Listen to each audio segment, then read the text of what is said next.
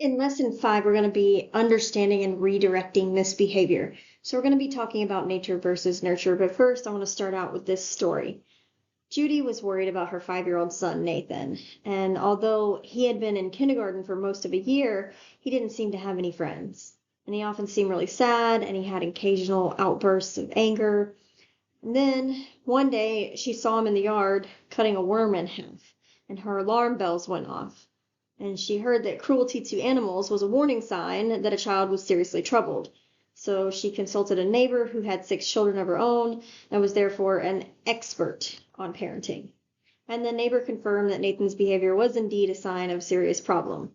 And furthermore, she warned Judy without immediate psychiatric intervention, Nathan might end up beyond anybody's help. And, then who knows what we'd have on our hands, she remarked meaningfully.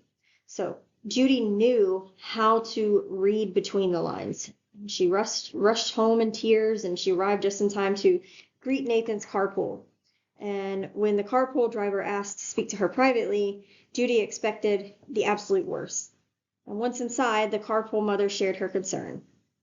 I hope you won't be offended by this, but I overheard Nathan telling my daughter, Taylor, about cutting a worm in half yesterday.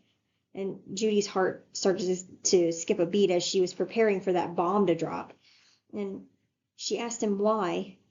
And he said, well, so the worm would have a friend to play with. And hearing those words, Judy was finally able to understand the message her son had been sending through his behavior. He wasn't an antisocial criminal to be, after all. He was a sensitive, shy boy who was lonely. So Taylor's mom said, I was thinking that maybe we could arrange some play dates between Nathan and Taylor. What do you think? And Judy kind of sighs with relief, and she said, I think that's a great idea. So understanding children is never going to be easy.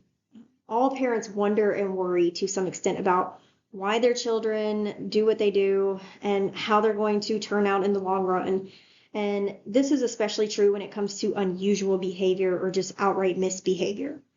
The point of the opening story about Judy and Nathan is not to dismiss the idea that some children have special needs that should be identified and treated as early as possible.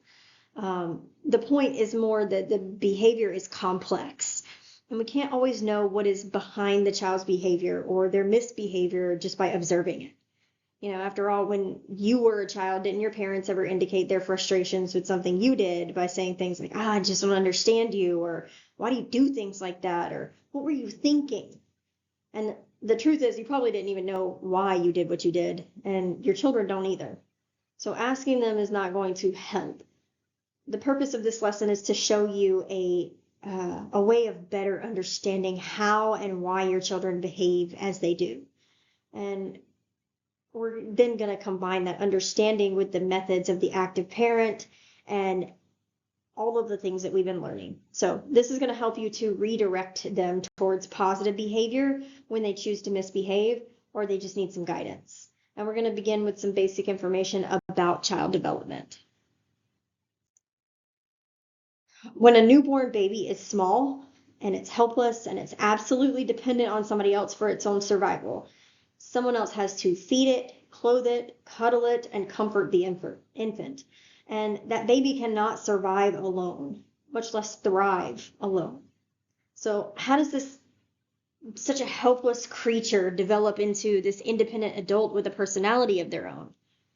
There have been many theories about this, but 2 of them continue to influence current thinking. So we have the nature theory, and the basis of the nature theory is that hereditary factors that are genetically transmitted from parent to child are going to play a major role in forming the child's personality. And this view holds that a child's development depends entirely on the biological package with which he is born, and that genes alone determine all physical, mental, and emotional factors and mold the personality into its unique shape. And when a child misbehaves, according to this theory, it's due to the influence of nature. The nurture theory is kind of the opposite of this. According to the nurture theory, environmental influences like the child's home, school, neighborhood, parents, nurturing, and all types of other circumstances play that dominant role in shaping the personality. So with this view, one could conclude that a child is like a lump of clay, and their development is shaped by outside influences, and their unique personality is the result of that. And so when a child misbehaves, according to this theory, it's because of how his environment has nurtured him. And today, most experts believe that the credit for who we become should be split about 50-50 between genes and environment, or between nature versus nurture. But that doesn't really tell the whole story either. So we have an active theory here. There's another school of thought that holds that while the hereditary and the environment are important influences on development, it is the way that the child uses these influences that matters the most. So in this view, the child is not a passive victim of hereditary or even their circumstance, but they are an active participant in their own development. And they're building a unique personality by the way that they're responding to whatever influences come along. And so the child's destiny is not left entirely to fate. It's a matter of choice. And we're ultimately each responsible for who we are and what we do. So in other words, it's not what we have that's important, it's what we do with what we have. After all, history is filled with examples of individuals who overcame difficult challenges to lead those satisfying lives and become contributing members of their communities. That doesn't mean that the hereditary and the environment don't influence our personality and behavior. Sometimes circumstances are so overwhelming, like in the case of war or natural disaster, that they can overwhelm a child's ability to choose. So we have circumstances like abuse, poverty, or lack of access to education and health care. And that also stacks the deck against a child's ability to succeed.